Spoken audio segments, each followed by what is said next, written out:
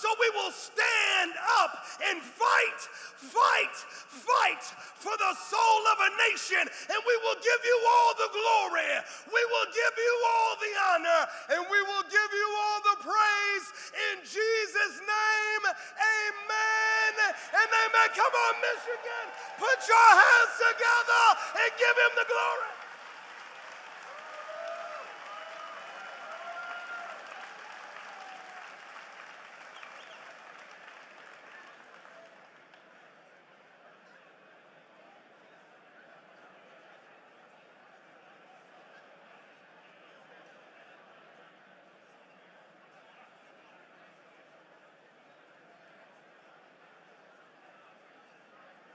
Please welcome Jim Runstad to lead us in the Pledge of Allegiance.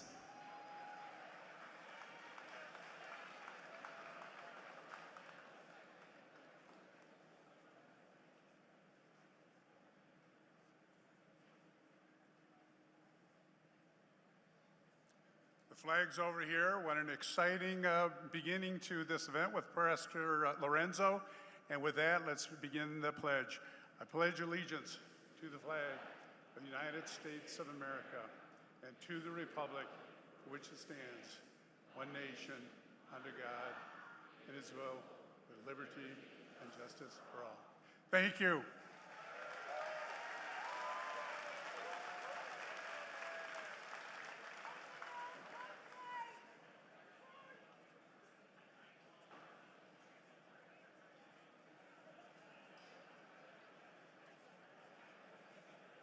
Please welcome Ian Shetron for the national anthem.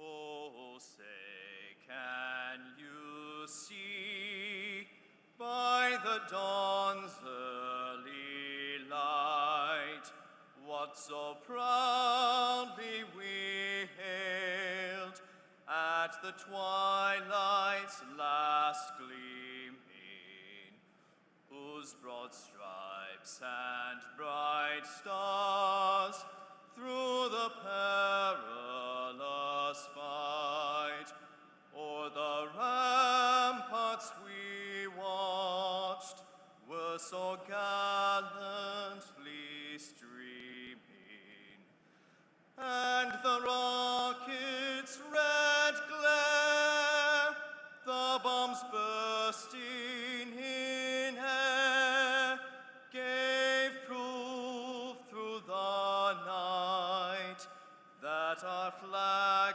was still there. Oh, say does that star-spangled banner yet wave o'er the land of the free and the home of the brave.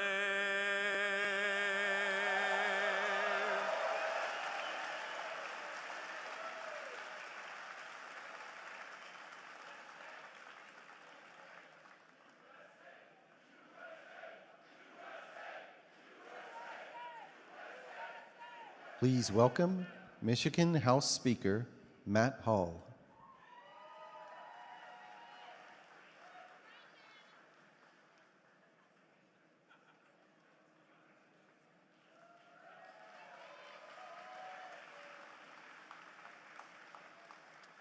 All right, thanks everybody. It's great to be here with you today, and it's an honor to talk about a president who has delivered for Michigan and who cares about our community. President Donald J. Trump has always had Michigan's back.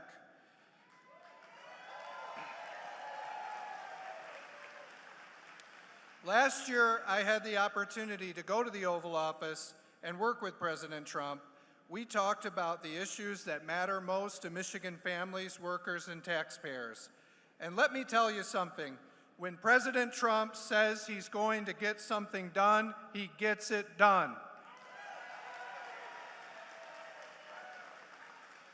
We talked about Selfridge Air National Guard Base. President Trump promised to protect Selfridge, and he delivered.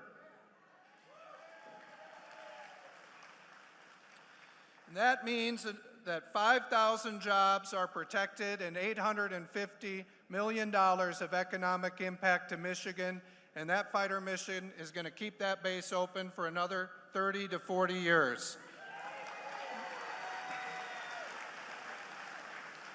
We talked about the Asian carp that's threatening to invade the Great Lakes, the invasive fish that puts our $7 billion commercial and sport fishing economy at risk, and President Trump listened.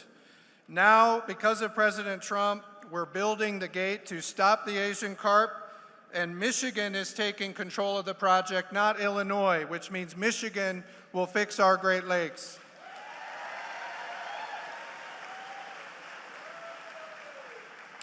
And that's not it. Today, the traffic started flowing over the Gordie Howe Bridge because President Trump stepped up and made a fair deal for the people of Michigan. For years, Michigan was stuck in a bad agreement where Canada controlled all the toll revenue and they got to make all the decisions. And Michigan was just a passenger. But because of President Trump and the New Deal that he negotiated, the United States will receive a 50-50 share of the toll revenue. That's $300 million.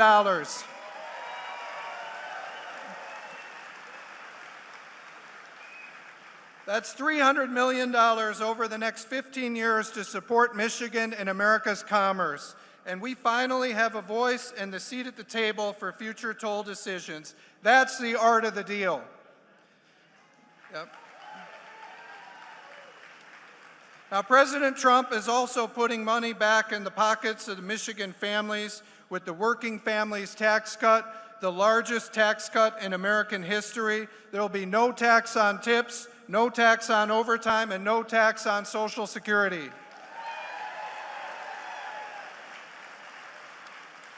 And here in Michigan, we've amplified those tax cuts with no tax on your state taxes on tips, overtime, Social Security.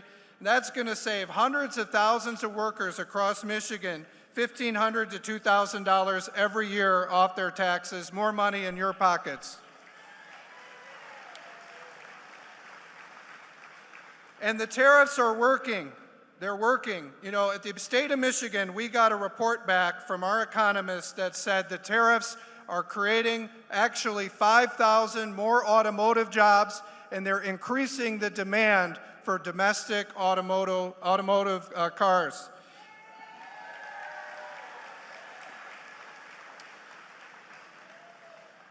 And this is, and President Trump has given us a leg up by ending Joe Biden's failed green energy scam.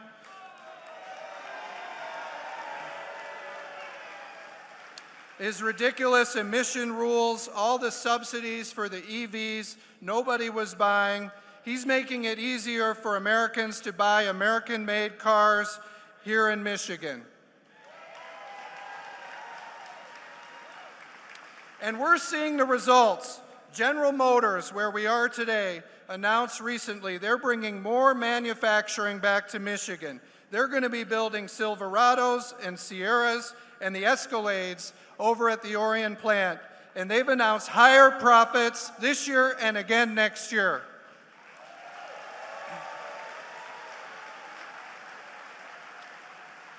And that's all because of President Trump's trade policies and his tax policies to protect taxpayers and American workers. Now, we're at the state of Michigan working with President Trump to cut waste, fraud, and abuse from our government. Just last week, we passed a law implementing President Trump's work requirements for welfare benefits in Michigan. And this is just common sense. If you want free health care and you're able to work, you should be working. If you're able to get an education, you should get an education. And if you're not working or going to school, you should at least be volunteering. We're just saying, get off the couch, put down the PlayStation controller, and get involved.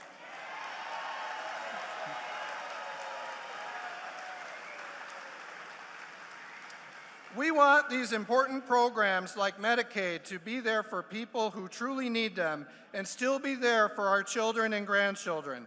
That's why in Michigan we've passed new laws requiring child care providers to accurately track attendance so we don't have any more fraud like what we saw in Minnesota.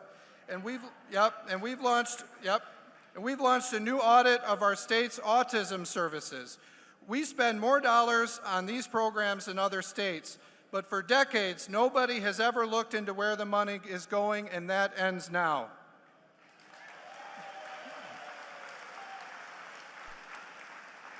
We're going to get to the bottom of it, stop fraud, and make sure taxpayer dollars support real patients and real families.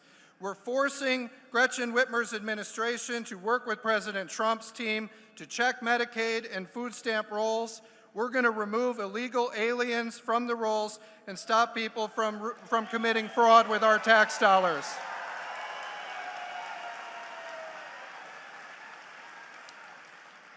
And that's what President Trump is doing. He's fighting for Michigan workers, Michigan taxpayers, our military, our families, our Great Lakes, and the future of our state. Michigan needed a president who would stand up and fight. Joe Biden did not do it, but President Trump answered the call. This is what real leadership looks like.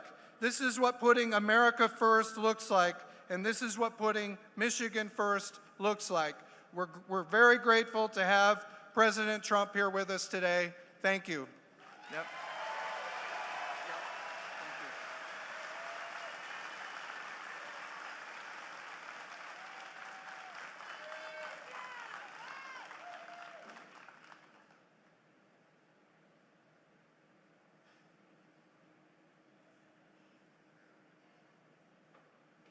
Please welcome Mike Rogers.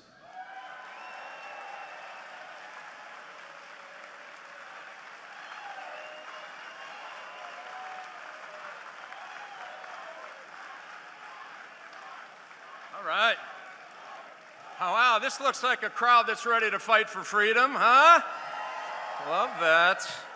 I have to take a point of personal privilege, if I may. We are blessed to have so many very talented General Motors executives and engineers, designers, testers. My wife has a request for you. Please, please bring back the CTS Coupe. My God. All right, now I can go home. This gets me out of trouble. Listen, I grew up not far from here. Was building cars at Cars and Concept, built the Chrysler convertible on the assembly line. My brother was a UAW worker at the Flat Rock plant. You think about how important automotive is to our state, certainly to our family. It's important. And making sure we don't slip backwards 1 inch, also important. If you think about the way they do it here at General Motors, remember that 67 Stingray Corvette? Yeah, baby, yeah. I keep working on my wife. One day I'm gonna own one of those, I promise you. You think of that car, it was spectacular. It's iconic. The Chevy Suburban was started in 1935. Think of that. They improved it. They engineered it. They moved forward. They fought for its market share every year. Well, guess what? Michigan citizens today, 60% of us say that Michigan's going the wrong direction. Think of that.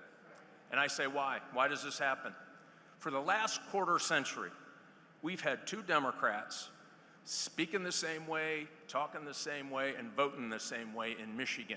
And what was the result in that quarter century of total Democrat monopoly in the United States Senate for Michigan? We've lost 200,000 manufacturing jobs. We have the highest utility rates. Yeah, you bet, you can boo that.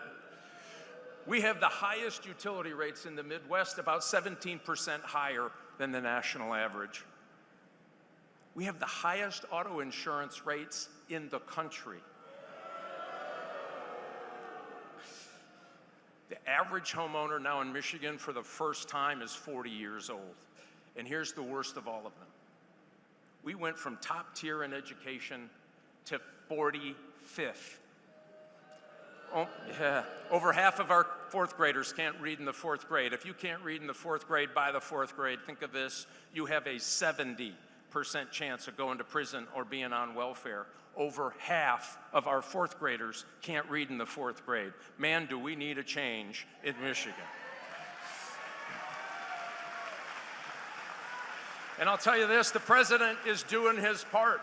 You look around the country, they're scoring some big wins in manufacturing. General Motors is doing its part here for us. Thanks, GM, for being part of the reshoring movement right here in Michigan. Unbelievable. But I tell you what, we got to send President Trump some help. Well, come on, people, aren't you excited about that? I think we should send the first Republican in a quarter century back to help this president help our manufacturing right here in the great state of Michigan.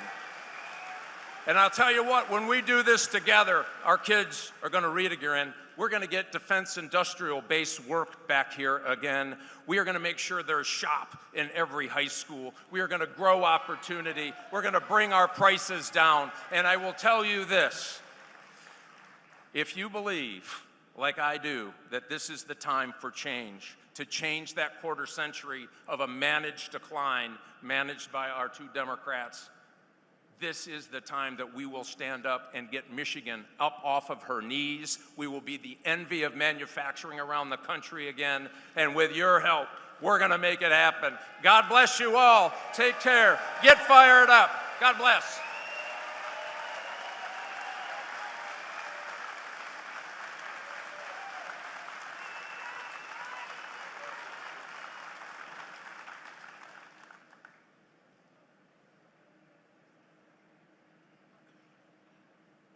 Please welcome Congressman John James.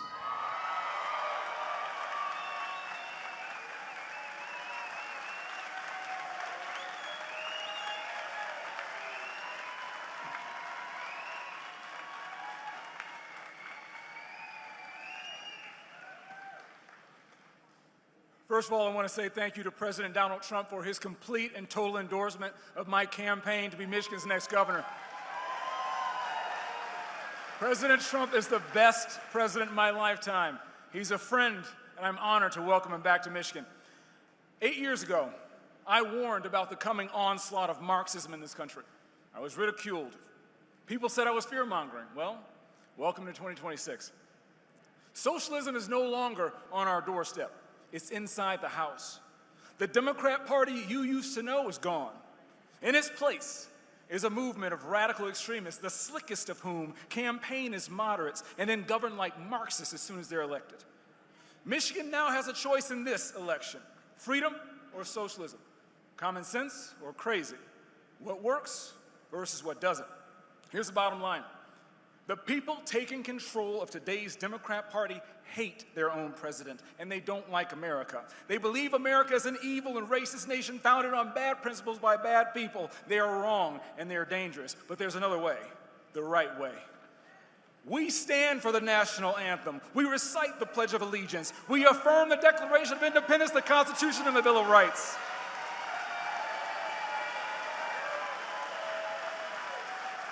We are proud to be Americans, and we are proud to have a president who loves this country, believes in the greatness of this country, and is willing to tell the truth about the radical left that wants to tear down our republic, abandon the American dream, and turn their back on God. My dad faced incredible hardship in pursuit of that American dream. At times, he was treated poorly and unfairly, but he kept fighting. He never gave up, and he built a business out of nothing. My father and mother moved our family from poverty to prosperity in a single generation.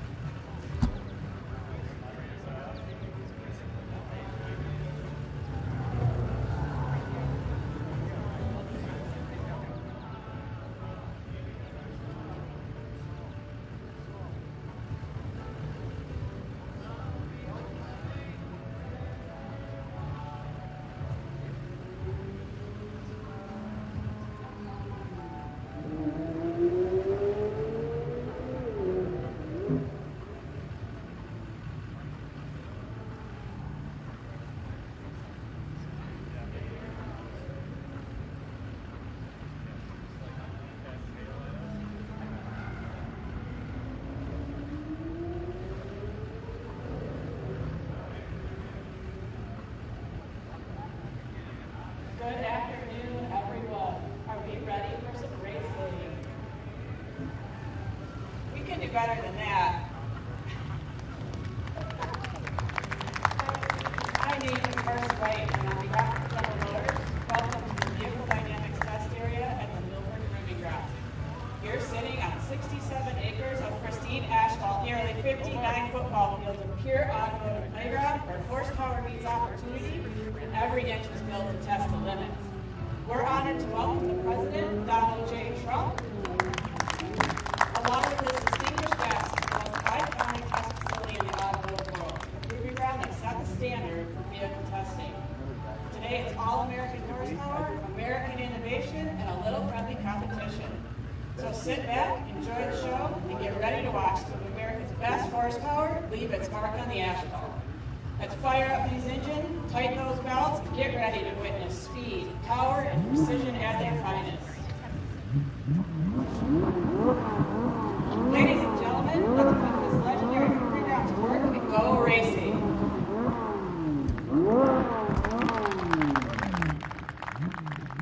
Out in the distance, Josh J.P. Robbins from Willowick, Ohio, in the Cadillac CT5E Blackwing, and Brent B. Ray from Clio, Michigan, in the Chevrolet Z06, demonstrating that agility, precision, and the American ingenuity still matter when the road starts to turn.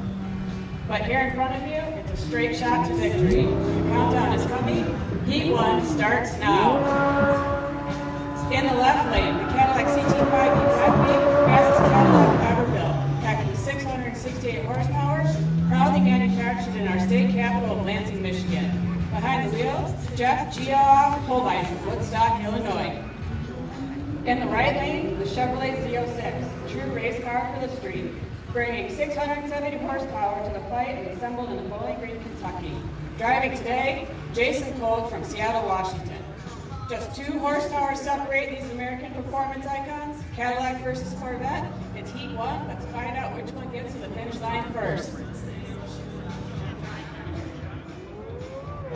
Better?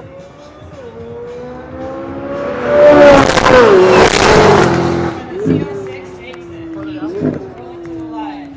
In the left lane, the Cadillac Escalade B, hear the roar of luxury. 682 horsepower, wrapped with uncompromising comfort and unmistakable Cadillac style.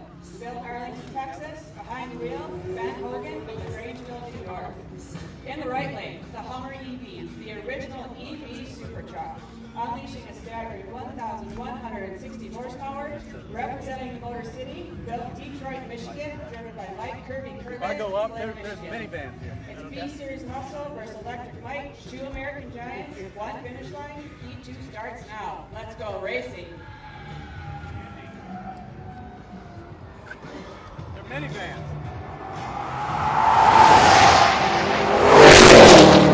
And the Hummer takes it. Heat 3 brings the heavy hitters to the line. In the left lane, the Chevrolet ZR1, the king of the hill, is back, delivering an incredible 1,064 horsepower, built Bowling Green, Kentucky, driven by Grant Dennis Ford from Clarkston, Michigan. In the right lane, the Chevrolet Corvette ZR1X, America's first hypercar.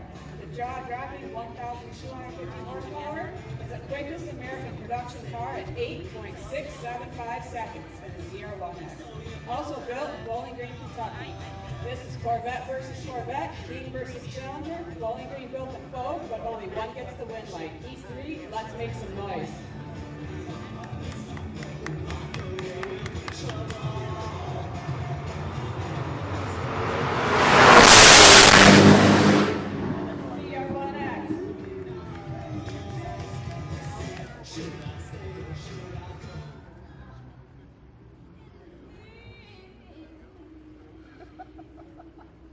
All right, to wrap up this event today, Heat 4 is bringing on the horsepower. In the left lane, the Corvette ZR1X. In the right lane, the Hummer EV. This one is about big numbers, a hypercar versus super truck, combining more than 2,400 horsepower on the starting line, each one packing nearly the same horsepower as our legendary P-51 Mustang fighter aircraft. Electric torque versus high-octane horsepower, silence first thunder. Heat 5, strap it in and let's send it.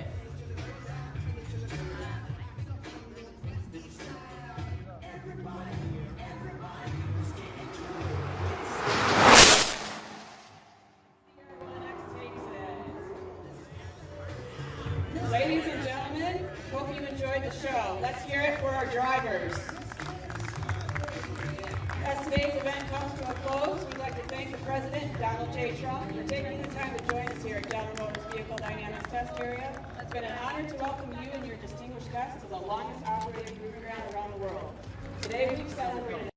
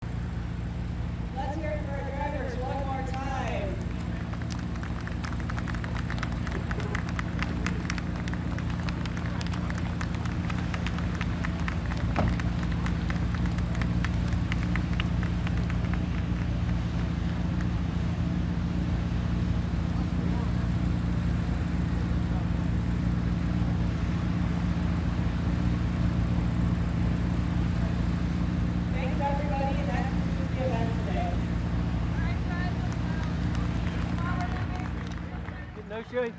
Yeah.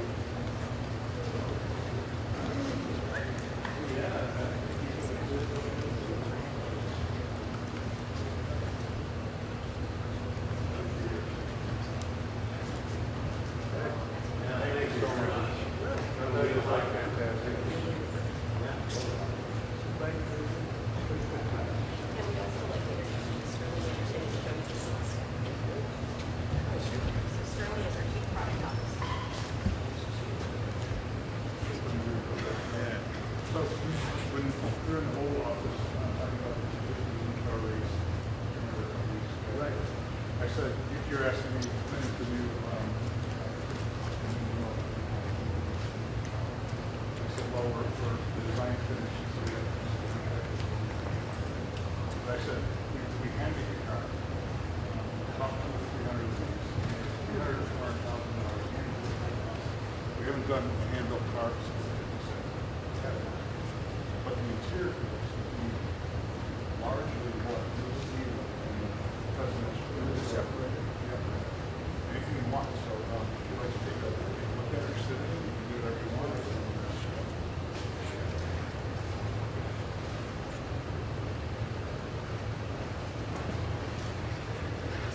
Obviously, the package and the distance will be different, but the elements and the design elements.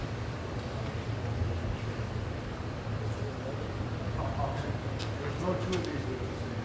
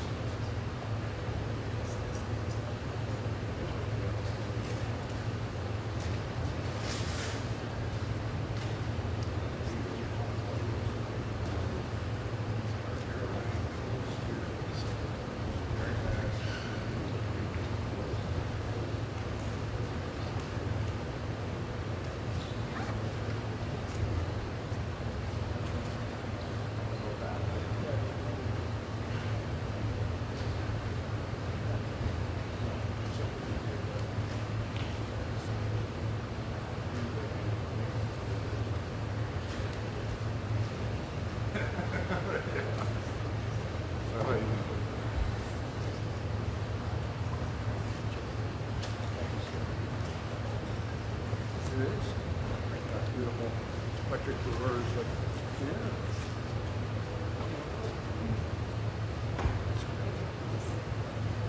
Think of being your own customers.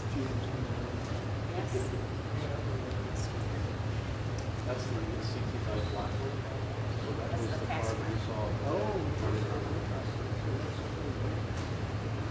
And then we want to make sure we show you the 57 Cadillac too.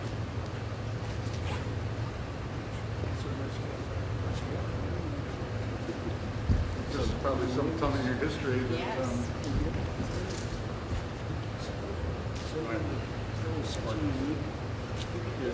57. How big did you did that? It would work. Not here.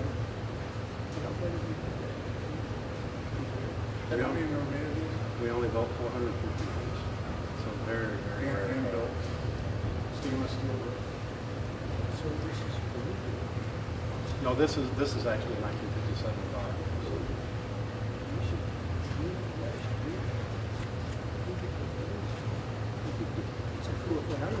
Oh, the fins at the back. I mean, this was really leading from a design perspective. They've come a long way.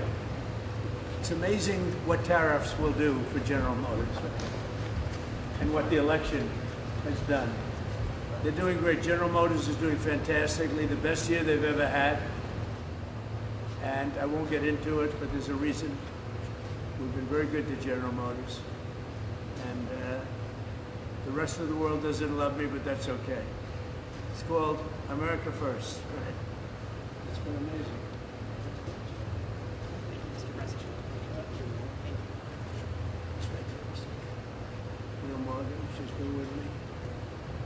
Does anybody know Margot? Like, how well do you know Margot?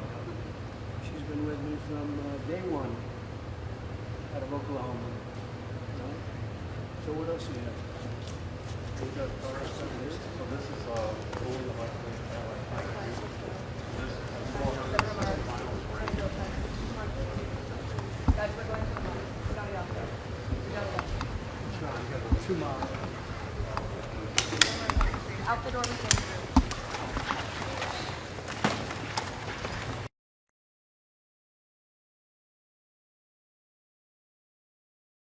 Executive Officer of General Motors, Mary Barra.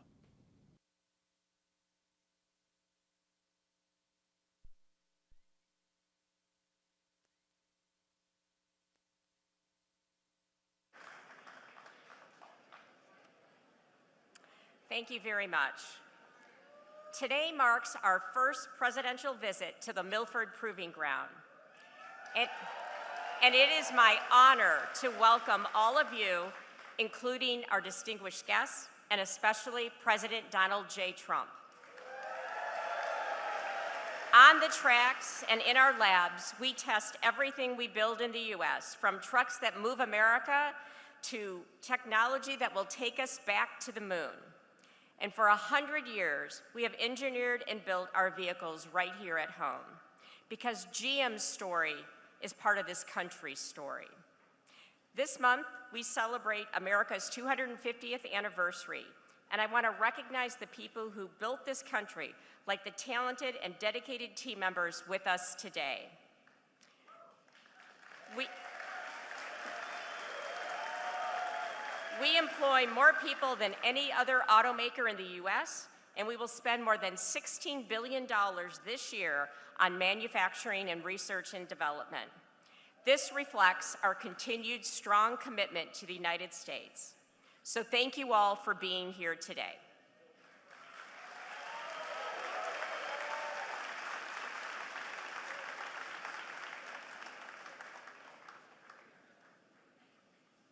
Ladies and gentlemen, the 45th and 47th President of the United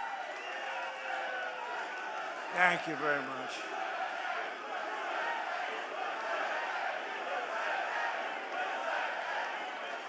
Well, thank you very much. It's an honor to be back. I love this place. I won this place. It's beautiful.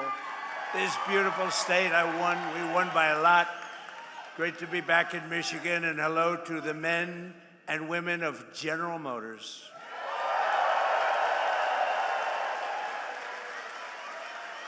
And before we begin, I have to say, so I had a wonderful father, right? And he was a hard worker. He was in the real estate business. And for him, super luxury. This is the only way. He didn't want planes. They didn't have planes in those days, I don't think. He didn't want anything. You know what he wanted? A Cadillac every 2 years. This was to him the sign of luxury. This was the greatest thing. And he got every 2 years, like you could count on it. You could set your clocks by it. And by the way, speaking of that, let's get rid of daylight saving time stuff, okay? We have a bill in. Hopefully the Senate's going to approve that one. The House approved it, and we're going to get rid of that. Just to mention, you know, it's called the weave, right? We always get back to the right subject. But anyway, I did. I had a father, his luxury Mary, his super, that's all he wanted. He just wanted a brand new Cadillac, and I have to tell you a little secret. He had it stretched a little bit. This way he could be his own chauffeur. He wouldn't have to hire a chauffeur. He could drive it himself, or he could have somebody else, but he could also drive it himself. Did you ever hear that? This could be a new concept for a car. But I had a wonderful father, and he loved Cadillac, and I'm thrilled to be back in this beautiful state, and I'm honored to be the first sitting president to visit one of the most storied places in the history of American auto making, and that's the world-famous General Motors Proving Ground.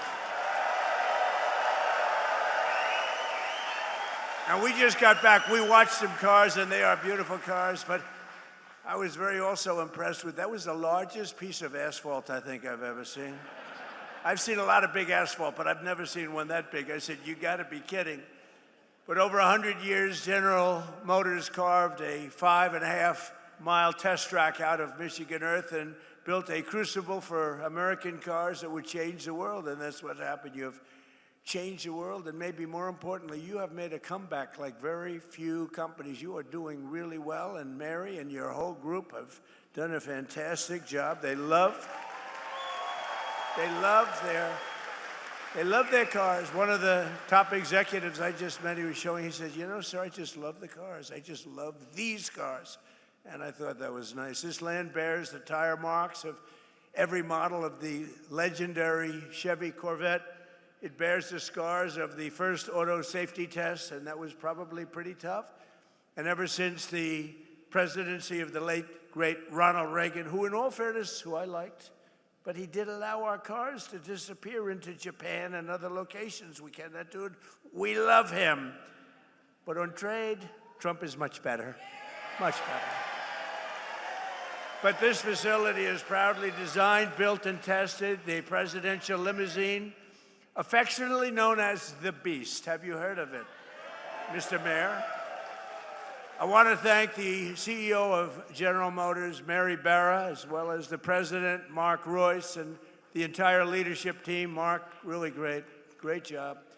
The whole leadership team, the job that you've done over the last number of years especially has been incredible, and it's a display of speed and skill. Horsepower goes into these cars, and everyone's talking about General Motors, including me. That's why I'm here. And more importantly, thank you to the auto workers, the technicians, the mechanics, the welders, the engineers of General Motors, because there's no finer group of people. And it was workers like you who built this country, and now it's the men and women like you who are making it bigger, better, richer, and stronger than ever before. We are doing unbelievably well as a country. We're building more auto factories and more plants than at any time in the history of our country. And someday the fake news is going to be writing stories about it. They don't like to write those stories. That's why they call them the fake news. But for decades, the auto workers and manufacturers of this great state were sold out and betrayed by globalist politicians and corrupt special interests who let other countries steal your jobs, pillage your factories, and loot the crown jewels of American industry from Detroit and all over our country. They were ripping us off, not only in the auto business, but in many other businesses. Every president before me promised to stop it, but none of them did anything. They did nothing. But now, at long last, Michigan finally has a president who stands up for Michigan auto workers and puts America first. You know, you had a leader, I don't know if he's still with you, Sean Fain or something. This guy was bad news. I never spoke to him, never saw him. He was a Democrat. He thought that Biden or Kamala would be wonderful. You would have, Mary, I hate to say it, you wouldn't have an auto industry right now if they got elected. You wouldn't have an auto industry. But I don't know what happened to the guy. Somebody said he got fired, but I can tell you, the people that count, those people love Trump. Because I've done more for you than your parents, okay? Your parents are good. I'm not going to knock your parents, but I have been better to you than your parents. That I can tell you, and they would agree with me. Wherever they may be, they would agree. Today, I'm proud to say that the auto industry is back, and America is back, and it's pulling Detroit and Michigan along with it. Our country is so successful, it's pulling it along, but you have some great representatives that are going to become governor, senator, congressman, women, but you have some great people. I'm going to mention them in a second, because under Sleepy Joe Biden, hold it. What's better, Sleepy Joe Biden or Crooked Joe Biden? Let's go. Sleepy Joe Biden, Crooked Joe Biden. They're both true. They're both very true. The United States had the highest trade deficit ever recorded. So we had the worst trade deficit, and our country was losing more than $1 trillion a year on trade every single year, and it got worse and worse. And if they were in there now, that number would be close to $2 trillion. The trade deficit in automobiles was more than $300 billion annually. That means outside countries and companies were coming in and just robbing us blind. And it was causing tremendous problems for your jobs. But now all of that is changing because I placed historic tariffs on foreign producers and manufacturers, including a 25% tariff on foreign automobiles, something that no other president had the courage to ever do.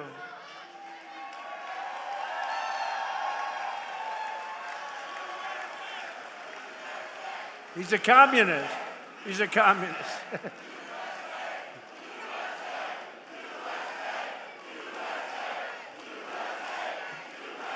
Thank you.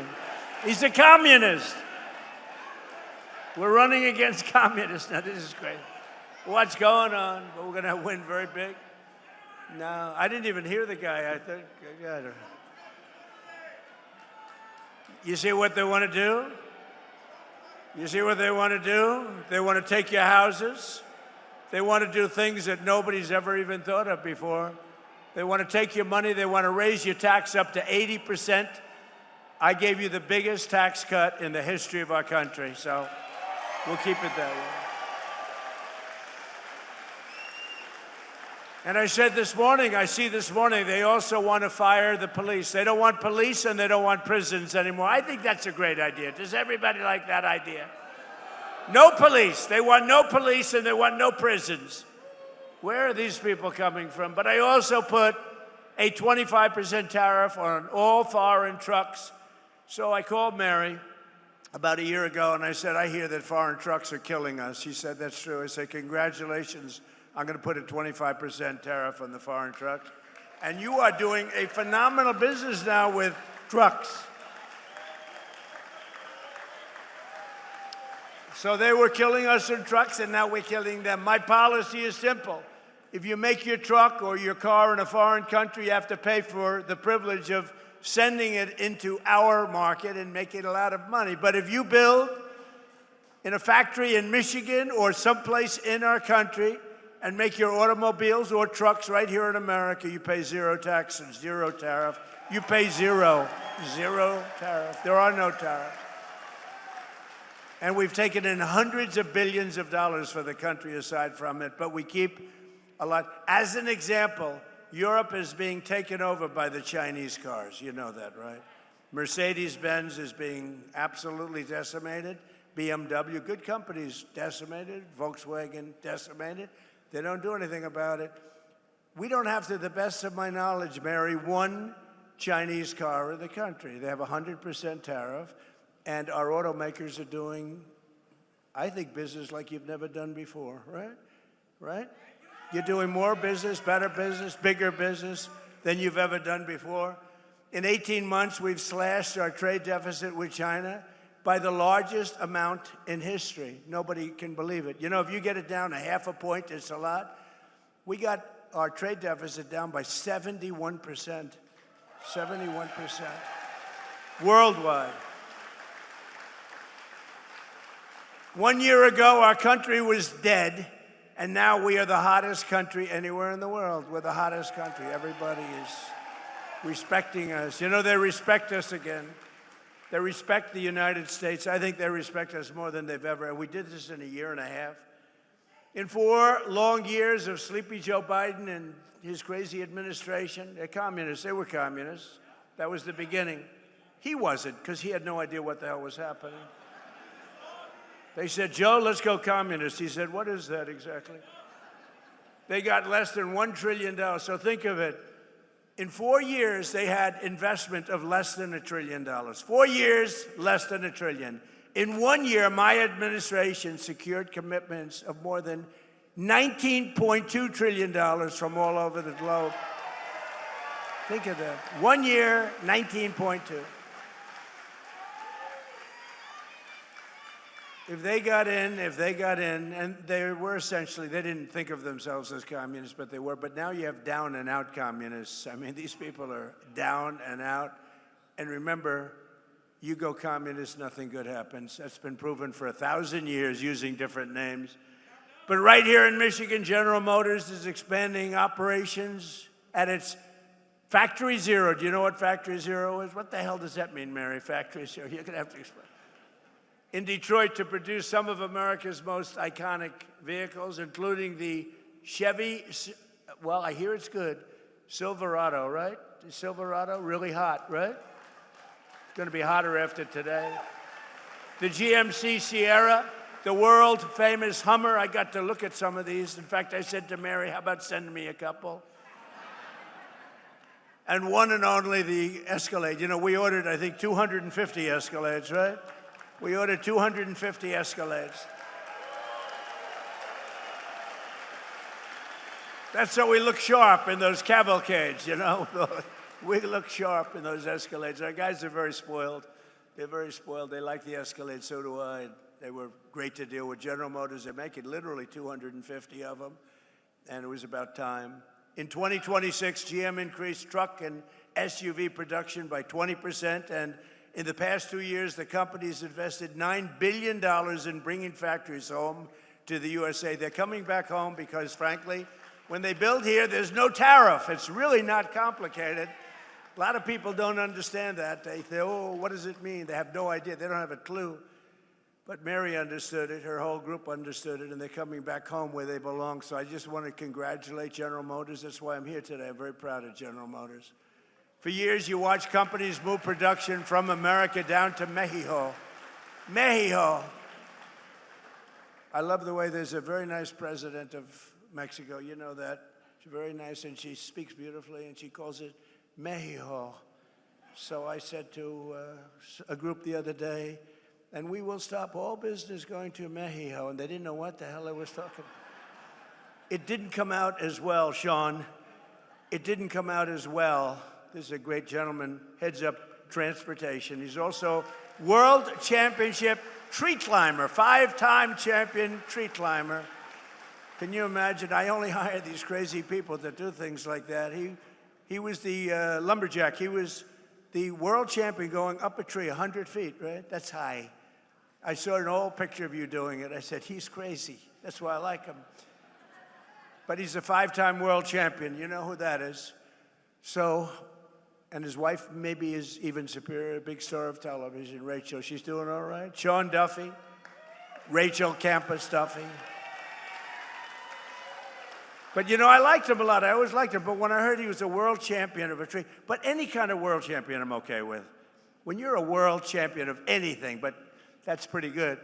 But down in Mexico, and they're coming back, and production's moving from Mexico, and companies are actually moving production from Mexico back to America. Before they left, they went the other way. Now they're all coming back. Toyota, Hyundai, and others are relocating production back to the U.S. Ford is investing $3 billion to build parts of its new pickup truck in central Michigan. All these things I told you, but only Brian. Where's Brian?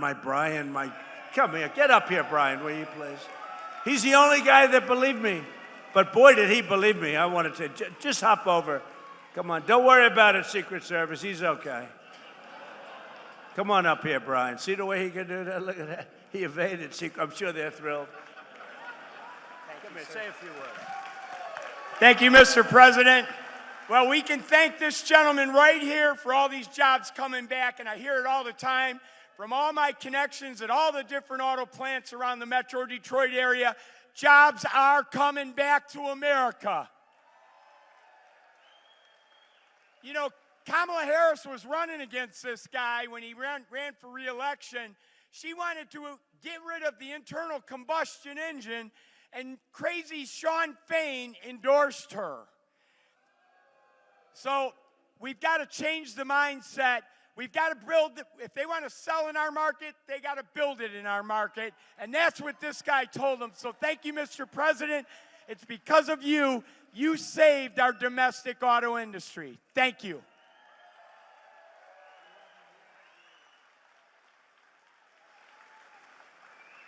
Look at the arms of that guy. I don't know. He's been, you know, he's been with me from day one. The first time he said years ago. And I think I produced, Brian, would you say I produced even more than I said, right? Yes, sir. Even more. Yep, exceeded expectations. True. We like that. Thank you, Brian. He's a great guy, and he's got a group of followers that are unbelievable. Where are they? Oh, yeah, there they are. He's got a great group of people. But for decades, we were told that it was totally impossible to bring back American manufacturing. Obama would say it. Remember Barack Hussein Obama? Obama. He was so bad for the auto industry. I don't know, you know. Honestly, I don't know how you vote for Democrats because they are so bad for the industry. But it turned out that all you really needed to get him back was a new president, somebody that understood business, understood what it was all about. I've been complaining about it for many years. On day one, I ended Biden's insane electric vehicle mandate that would have crushed the U.S. auto industry forever, would have never come back.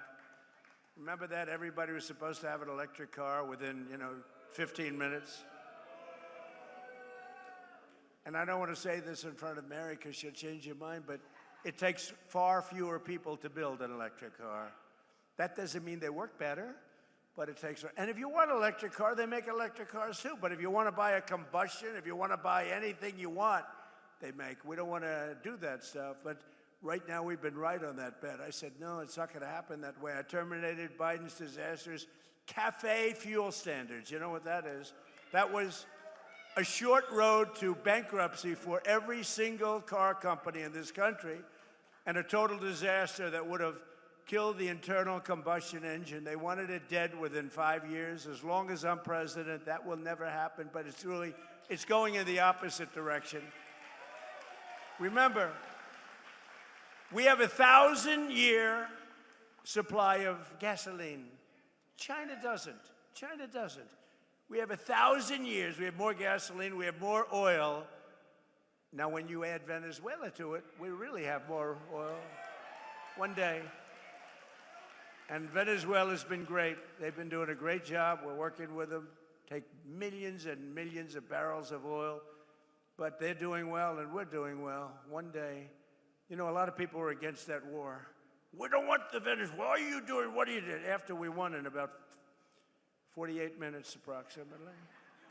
They said, oh, that was a good move. Well, the same thing's happening in Iran. People just don't see it. We have destroyed their Navy. We've destroyed their Air Force. We've destroyed their leadership. We've destroyed their anti-aircraft weaponry.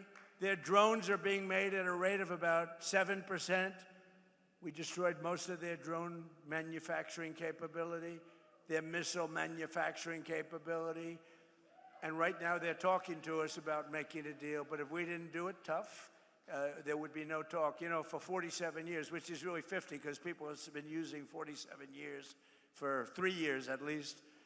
But for 47 to 50 years, they have been talking, and all they do is tap everyone along. They were the bully of the Middle East, and they were the bully of us.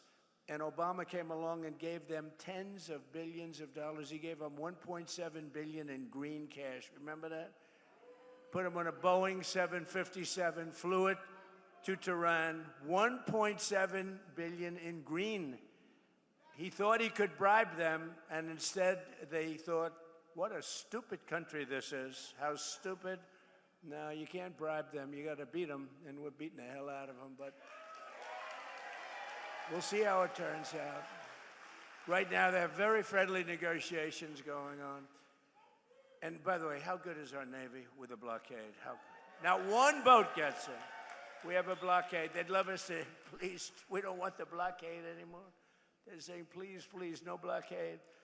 And I approved the single largest deregulatory action in American history, repealing what is known as the endangerment finding, which will save American families an average of almost $3,000 on new cars, SUVs, and trucks. What a difference. And today I'm giving all American car companies the right to build what are known as tiny cars. You know what that is? These little, because I go over to Europe and I see these little cars all over the place. And I say, why aren't we making them? They send some over. But Sean Duffy, the Secretary of Transportation, has just cleared it. I was with him on the plane. I said, Sean, did you clear that? No, sir, not yet. I want it done now. Oh, it's done, sir. He knows what. He's very smart. He's a very smart guy. No, but you're all cleared, Sean? So your company, Mary, if you want, I mean, you have the choice. It's a tiny little, beautiful little car. I'm not sure I want to get hit by one of your Silverados, okay, or one of your Cadillacs, but you'll make them as safe as possible, right? You put a little cocoon around them. See, I would have been a wonderful automobile designer. But you have the right to do it, and they sell, inexpensively. They're actually beautiful. I don't know if I'm going to be using one. I'm not sure if Secret Service would love me driving around in one, but there's a tremendous market for it, I think. It really is a tremendous market. They are quite something. And thanks to our Republican majorities in Congress, we also made interest on auto loans fully tax deductible, but only if the car is made in America. If it's not made in America, we have no interest in doing that. And I apologize for the air conditioning, but this room was not built for thousands of people. This room was built for a few people making cars, not for thousands of people. And it is a little warm up here, but I love that because every time I make a speech, I lose weight. It's wonderful. It's a wonderful way to lose weight. Under our leadership, investment is booming, incomes are rising, and the stock market has 73 all-time highs. Think of that. In a year and a half, we've had an all-time high. And your 401ks are up by $32,000 and more in just a year. And one statistic that I say, because, the fake news, the reason they're fake news, they're terrible people in many cases, not in all cases. You have some professionals, but they refuse to say there are more Americans working today in the United States of America than at any time in history. How about that? That's, to me, that's a stat that's hard to beat. And it was just announced that inflation is dropping at the fastest rate in more than 6 years. We're dropping it. I inherited this mess.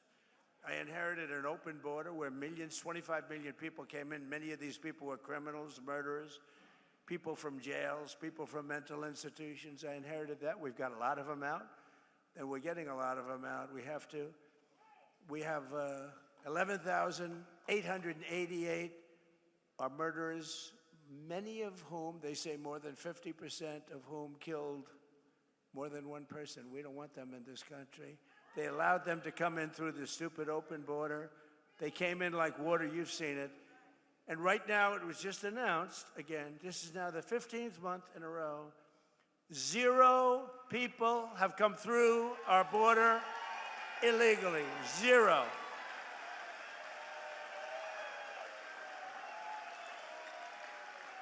But it all started, I won the election. We won in a landslide, by the way, and won this state so big. This is always a hard state. I don't know why it's hard to win, but it seems to be for Republicans, but it probably won't be anymore.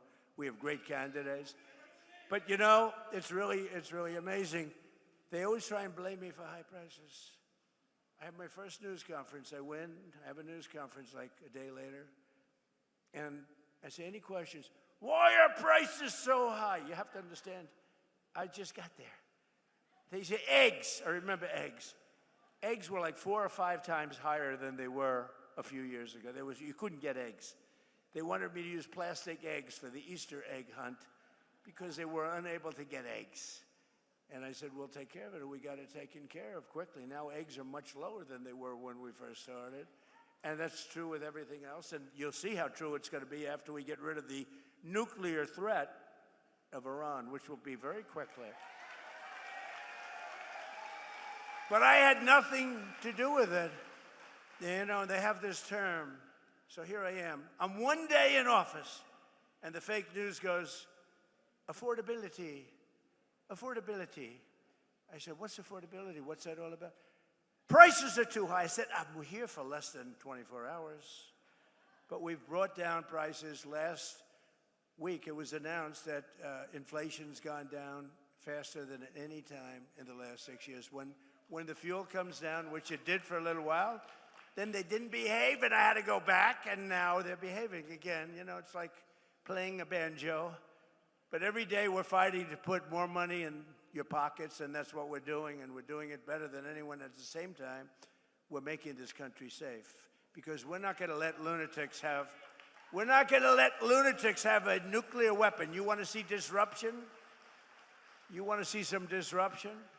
But with the help of our Republican majorities in Congress, I proudly signed the largest tax cuts in American history for the second time, because in my first term, we had the greatest economy in the history of our country. We got hit with COVID at the end, but we did a great job in that. Operation Warp Speed and the whole thing. We did a great job. Didn't get credit, but that's okay. But we had the greatest economy in the history of the country, and we're blowing it away this time. We're blowing it away. You're going to see the results very soon. I'm a little bit upset because in 2.5 years, you may have a different president. May. And that president will be saying how great the economy is doing. Look at all the jobs that he produced. We have more factories being built than at any time in our country's history. They're all going to be opening now and soon. And I got some guy or woman who is going to take credit for that. Will you please remember that I did it, okay? I did it. I did it. I'll be sitting home.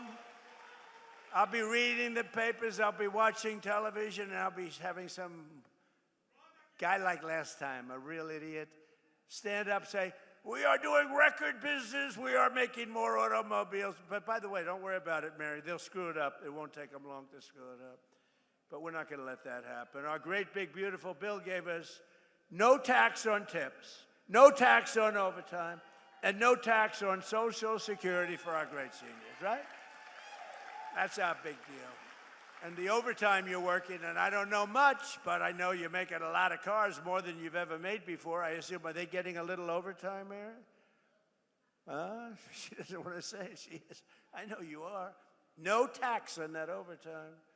Think of the no tax on tips in Nevada. I went, and a young lady came over, a beautiful waitress. She was a waitress and very beautiful, but I'm not allowed to say that politically, because if you call somebody beautiful, that's usually the end of your political career. But she happened to be beautiful. And I say, what's going on? Oh, sir, I'm getting killed with tips. Sir, there should be no tax on tips. I say, what? I'm sitting down with a group of people, very boring group. We're all bored. At my hotel in Las Vegas, and she comes up and she says, sir, there should be no tax on tips. I say it one more time. And I went outside. And I spoke to the fake news that follow me all over the world, looking for me to make one little mistake. If I make one little mistake, if I mispronounce a word, which doesn't happen often, if I fell, oh, they're waiting. They would love to. Because I knock. You know, you can't fall every single time you come up on a day, it's like Biden did. Oh, if I slipped even a little bit, it would be headlines all over the world. So I'm very careful, very judicious, as I walk down the airline, you're way the hell up in the sky. Go nice and slowly. We don't want to give them, but it's true. It's like what they do. I mean, it's so unfair. But they know how well we're doing, and now they're starting to report it because they have no choice. Because every record that's being broken, all these records that are coming out, not only in your business, we're leading in AI. We're beating China in AI. Nobody expected that. We're building more plants than anybody in the world. And frankly, the businesses are all moving. You know, many of these businesses, they left here and they went to foreign countries. They went to Germany. They went to Mexico and Canada. They went to Japan. They went to South Korea, car businesses, a lot of businesses. And now they're coming back home where they belong. And according to a report released just last week, the great, big, beautiful bill saved more than 170,000 Michigan jobs. You saw that. Think of that. If you took 170,000 people off of your tax-paying payrolls, think of how many people that is, filling a big stadium up 3 times. But remember, every single Democrat, it's a new word that I use, Democrat, just exchange the E for the U. It works out quite nicely, thank you. But they're Democrats. They want open borders. They want men playing in women's sports. They want transgender mutilization of your children. They want the transgender mutilization of your children for everyone, so I call them Democrats. And the Democrats don't want to have voter ID. And the Democrats do not, Brian, you know this, they don't want to have a thing called proof of citizenship. So why doesn't somebody want voter ID or proof of citizenship? Because they want to cheat, okay? There's only one reason. Actually, most Democrats do want it. It's only the politicians, because they could never get elected. If that ever gets approved, they will never get elected again. But every single Democrat in Congress voted against our massive tax cuts for working families. All of the things, no tax on tips, no tax on overtime, no tax on Social Security, all of these things they voted against. They just voted against. They voted against voter ID. They voted in favor of the transgender mutilization of your children, in favor of men playing in women's sports. I've looked at men playing in women's sports. It's very unfair. I had one of the top NFL football players standing next to a wonderful female athlete, and they were playing a game of football, if you can believe this whole thing. This game did not work out very well. This was not a game that she will ever want to play again, I will tell you. The whole thing is crazy. There's something wrong. These people are crazy, and we can't let them get into office and ruin our country. We can't do it. And the congressional Democrats voting for tax hikes, they're voting for open borders. The Green New Scam are their side. Remember the Green New Scam? Everything had to be green, green. The world is going to collapse. It's going to be gone. 15 years ago, they were saying we only had 12 years left, but we're still here. But they're siding with the radical left communists taking over the party. They want, in other words, the normal socialists who can destroy a country, too. They're not going fast enough. Do you remember, like in one of my State of the Union speeches, I said, we will never be a socialist country. But I was right. We're going to be a communist country. That's what they want. They skipped socialism. Can you believe it? But communism is the greatest threat to our country in history, including even World War I, World War II, Pearl Harbor, or 9/11. I mean, this is a serious threat, because they're going to promise all sorts of things. In 1 year, the country will be absolutely bankrupt. You'll live in squalor. You'll live in fear. You won't have police. You won't have firemen. You won't have anybody. You're going to be, it's a disaster. Even the thought of it is a disaster. And we have the hottest country in the world. We don't want to have it, and we have to be strong about it. We can't be nice. You know, a lot of the Republicans are nice. We're a very nice party. We shouldn't be so nice, to be honest with you. But we can't let them get their claws into this incredible, they call it an experiment. I don't think it's any longer an experiment. This has been going on for a long time. We have good years, bad years. We're having the single greatest year we've ever had as a country. We're not going to let these people destroy it.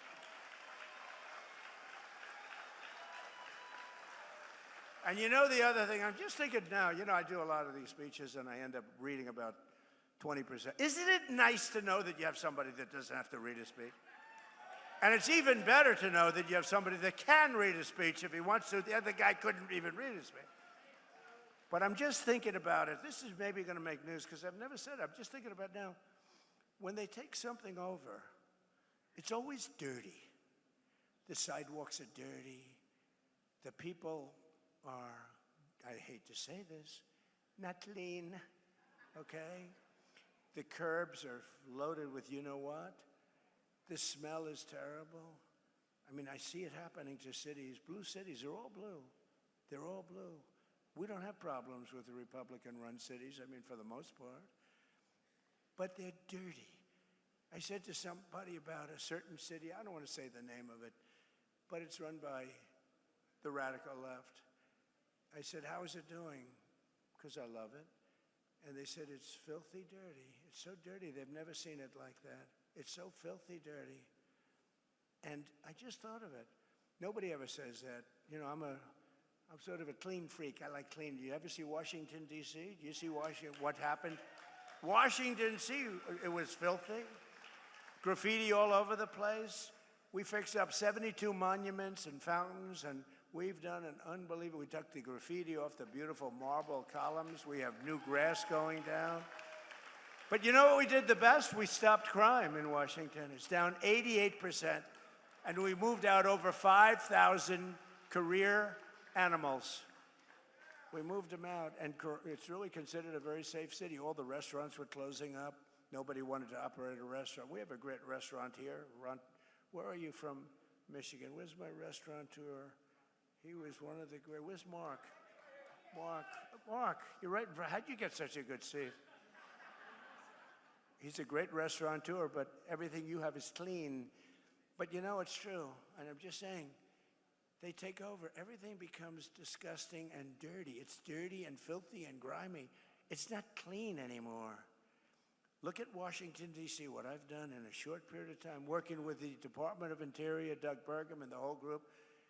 We have done some job. We've taken graffiti-filled statues all over the city, and monuments and waterfalls and everything. The beautiful reflecting pond where we get, I mean, we did some job. Somebody comes along and starts cutting it with a knife. They're sick. But it's in the hospital now, but it's going to get better very soon. It's almost ready to open. We could have kept it that way for a while, but I didn't want to do that. I want to have it fixed perfectly. But these people are very terrible. But think how beautiful Washington, D.C. is. But the most important thing is we have very little crime. And there's a statistic that's incredible. 2% of the people create 91% of the crime, because you can handle 2% of the people. We get them out. We get them out. And our military, our National Guard has been unbelievable. And they work with the D.C. police. But they've been unbelievable. So I just want to thank them. But Washington, D.C. is now, again, and it's going to get only better. It's going to get all new grass. The parks are getting all new grass. I have a man who's a fantastic man, one of the biggest grass growers. I know everybody. I know grass growers, but he's actually a very rich guy. He wants to fix up the parks, all brand new grass. We're going to do our job. He donated the grass for the White House. We're building a heliport, and we're building a drone port, and we're building a great ballroom and a military facility as part of it, and it's incredible. And people cannot believe how it looks. Washington, D.C., think of it, is now a really safe city, and it's so beautiful again, and people are proud of it. It's our capital. They have to be proud of it. It was a crime-ridden mess.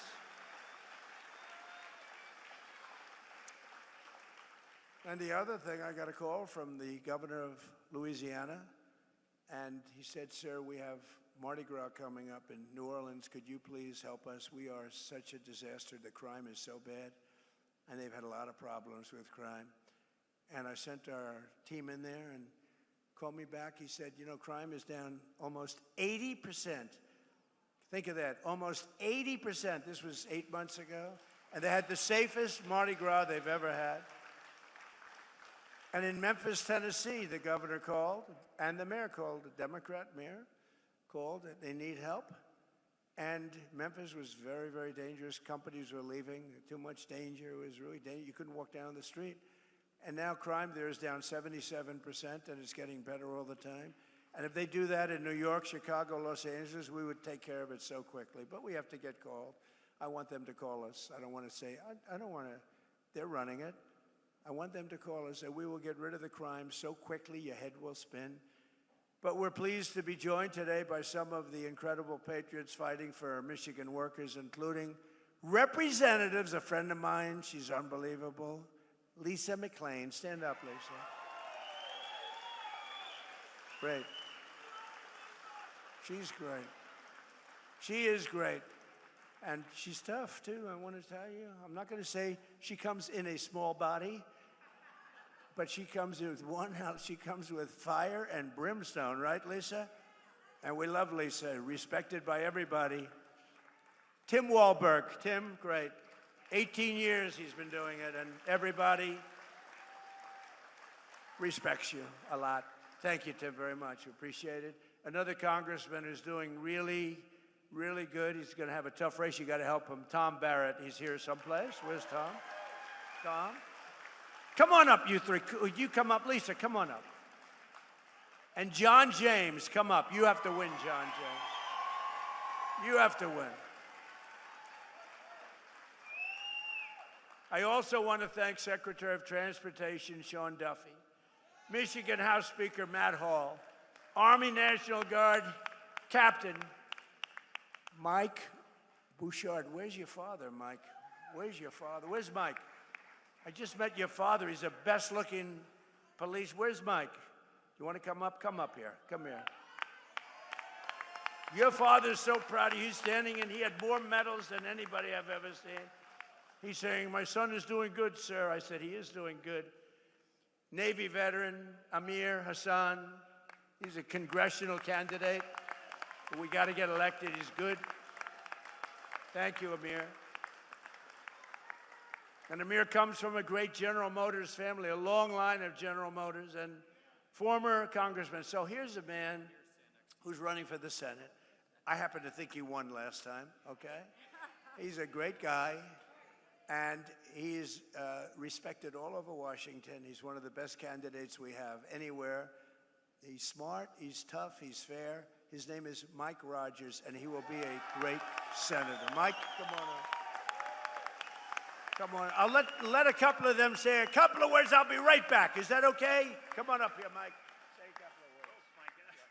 Well, thank you, Mr. President. Thanks for gracing your presence here at the General Motors facility and bringing jobs back. Yeah, you bet. Imagine if, Mr. President, you have a senator that cares about much about manufacturing, especially in Michigan, than you do. That's a change we absolutely need. And when I get back there, Mr. President, I promise you this. I will work with you to protect our families, protect our freedoms, protect our factories, protect our finances. And when I get back there, Mr. President, if you haven't gotten it done, we're going to pass the SAVE Act. Save America. God bless you.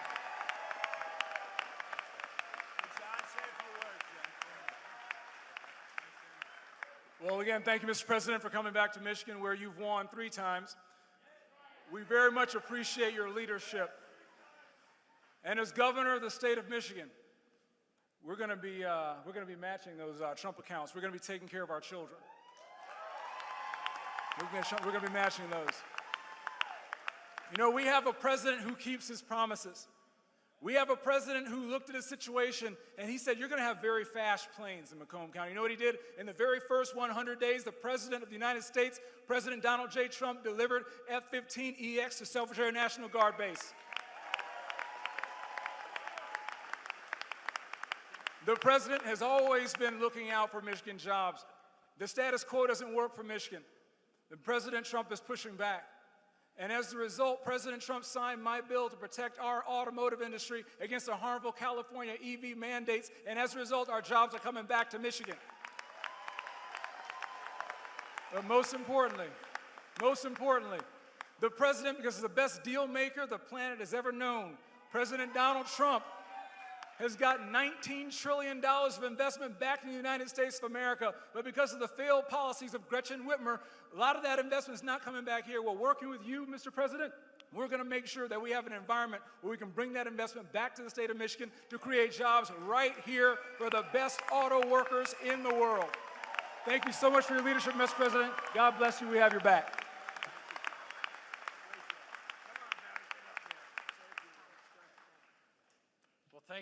Thank you, Mr. President. Thank you for coming back to Michigan, and thank you for putting our men and women who build things first and foremost in the American economy.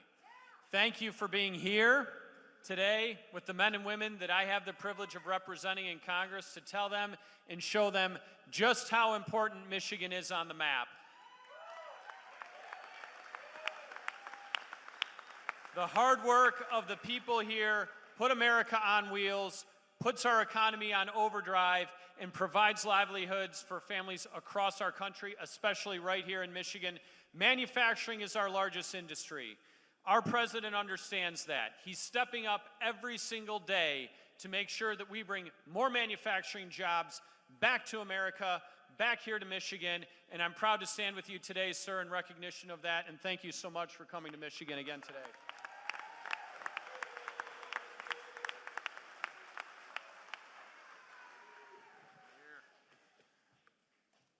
Talk about the American dream. Born and raised in Flint, Michigan, the birthplace of General Motors. Son of a father, a grandfather, a grandmother, an aunt, an uncle that all work for General Motors. Son of an educator.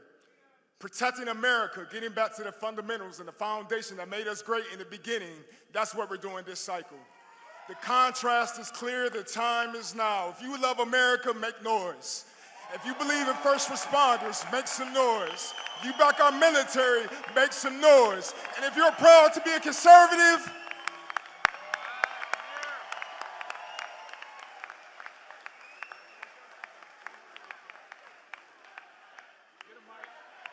USA, let's go, baby. We are putting this country back on the map because we have a leader who stands up for us. Mr. President, thank you for coming to Michigan, but I also have to say thank you for defending our military and putting us in a position to succeed. This time last year, I was in Iraq. During the 12-day war, you put our military in a position to succeed because you gave the troops what we needed to survive. So my friends and I are home, sir, because you put us first. And you put Michigan first as well.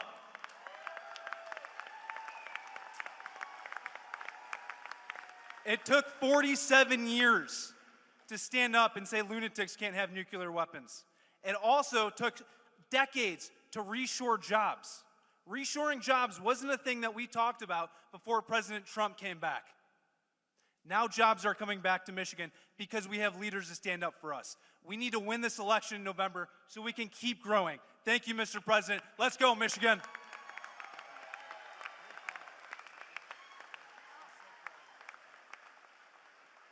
I didn't bring my box, so I apologize. But take a moment and look around. Look at how many people are filling this manufacturing facility. And why is that? That is because we love this country.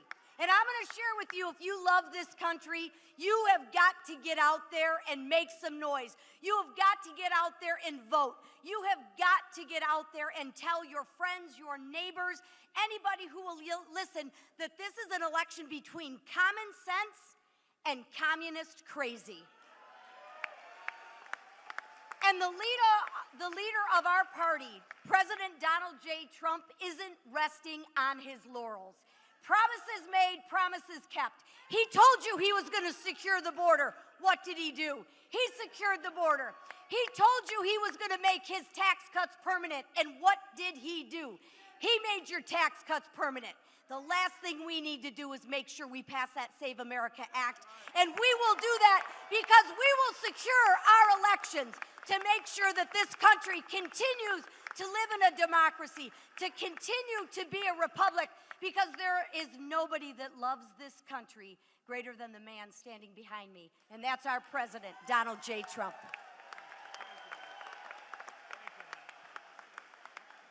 I never want to go behind Lisa, that's for sure. But as Dean of the Michigan delegation, you can see why I'm proud of this delegation and the ones that we're going to bring to this delegation, and even one we're going to bring to finally be an ally over on the other side of the House, that little body over in the Senate, a guy we can talk to who understands America, who supports this president, that is eminently supportable. And we say that out today. I'm also chair of the Education and Workforce Committee. We have a president who understands workforce. That's why he's here with all of us. He understands education. That is not indoctrination for communist crazy. And that's what we're seeing today. So let me say this to you as chair of the Education Workforce Committee. We're here today trying to educate you, to educate others, to get out and work, to get this team in place so the final 2 years of this president, maybe final 2 years of this president, will be so memorable that we won't need to worry about the future. Let's get out and work as a workforce for freedom.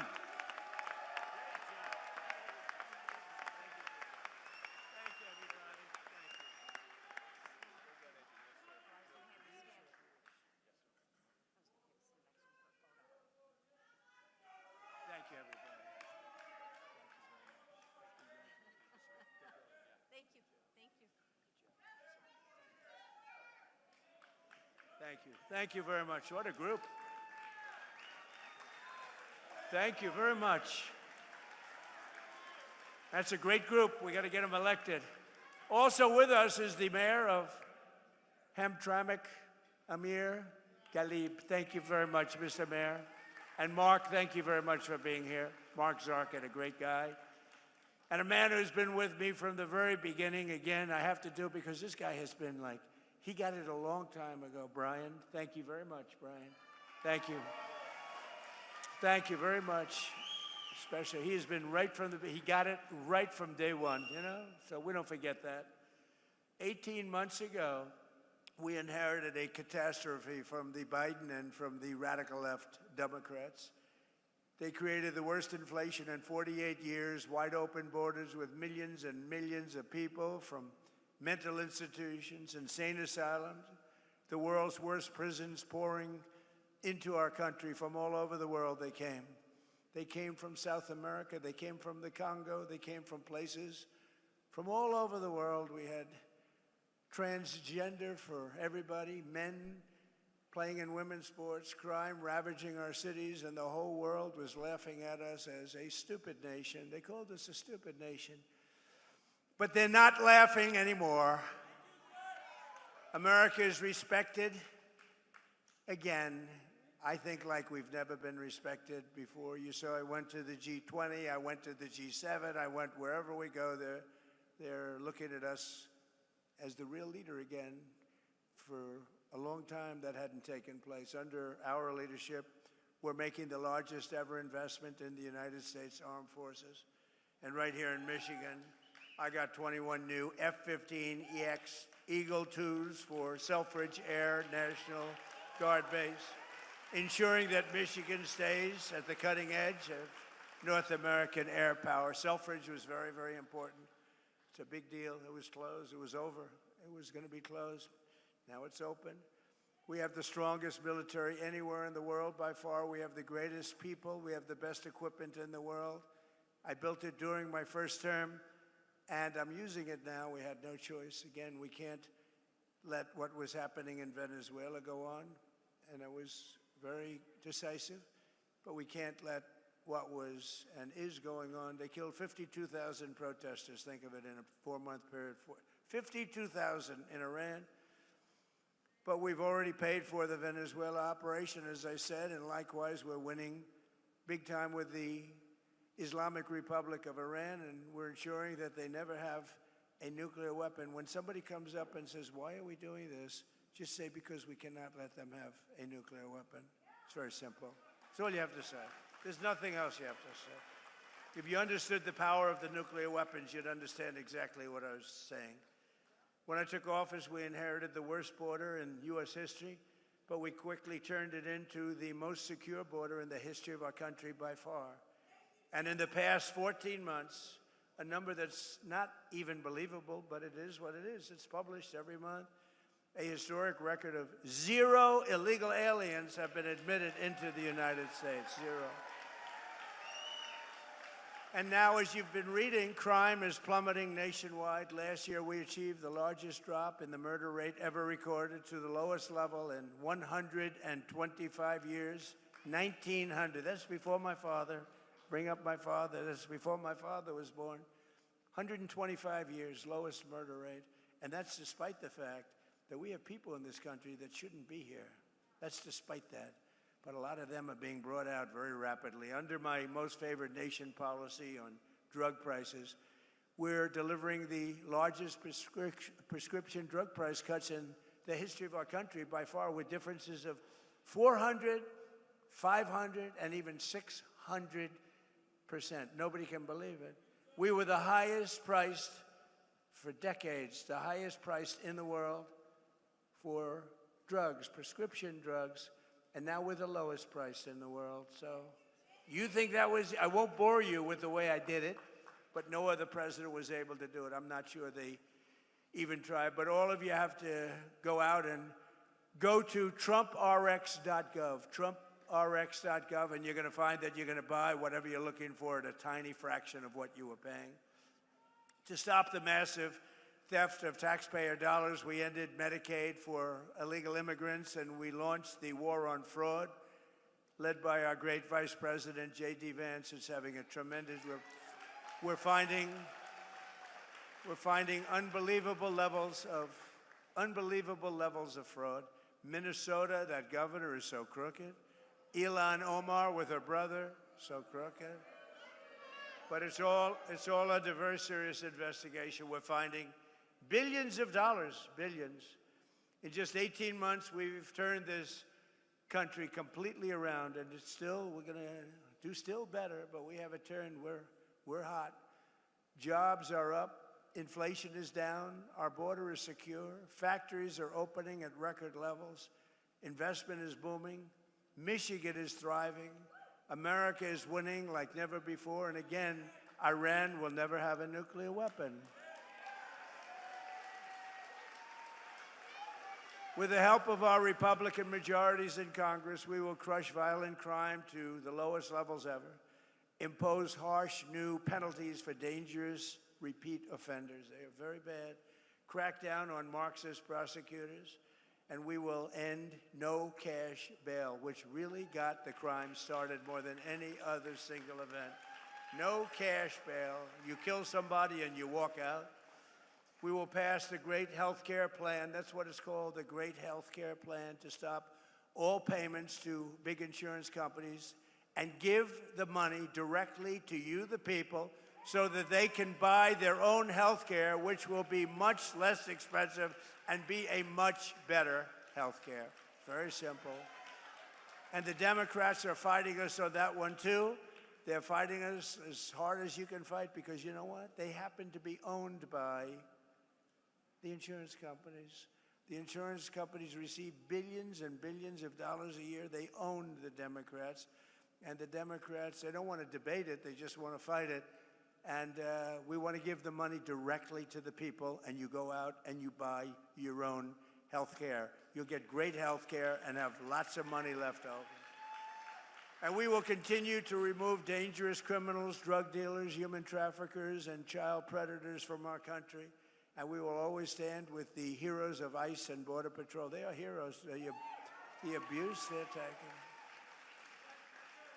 If you saw some of the people they have to deal with, if you saw the toughness and the craziness and the, boy, oh boy, the roughest people really in the world, they were led into our country by Biden and the group. By probably, I don't even know if he knew. I don't even know that he knew people were coming in. I don't think they told him.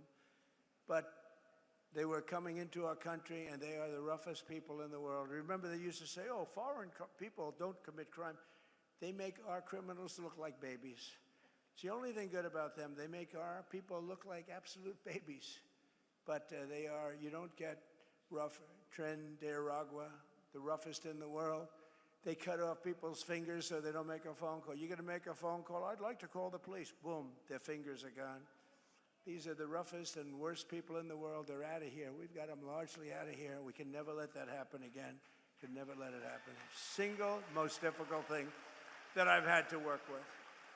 And finally, we will pass the Save America Act through the Senate, hopefully the Senate. Call your senators and put pressure on them. We won't get one Democrat senator to get you voter ID with photo. Need a photo, be nice. So okay, good. You know, they want to, if they did ID, which they don't want to do, they don't want a photo. Why don't they want to? You know, at the Democrat National Convention, they had an identification card that was bigger than most of the people's chest. It was hung on a chain with a picture and every fact about this person you can imagine. But for voting, our most sacred thing, you don't need, they say, voter ID. So we want voter photo ID. And we want all voters showing proof of a thing called citizenship. Isn't that nice? You read recently in New Jersey where tremendous numbers of people were found out that they were on the voter rolls totally illegally, and that's all over the country.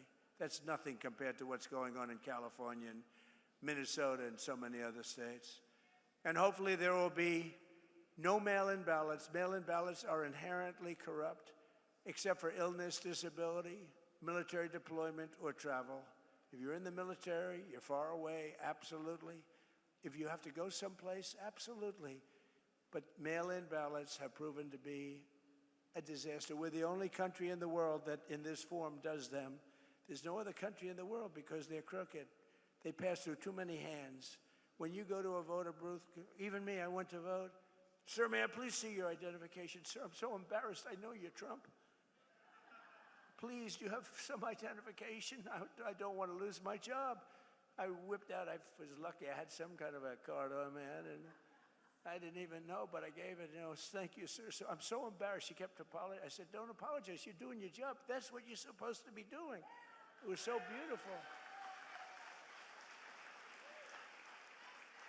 And we will enshrine in permanent law, where we had a big Supreme Court victory the other day, but not complete, no men in women's sports,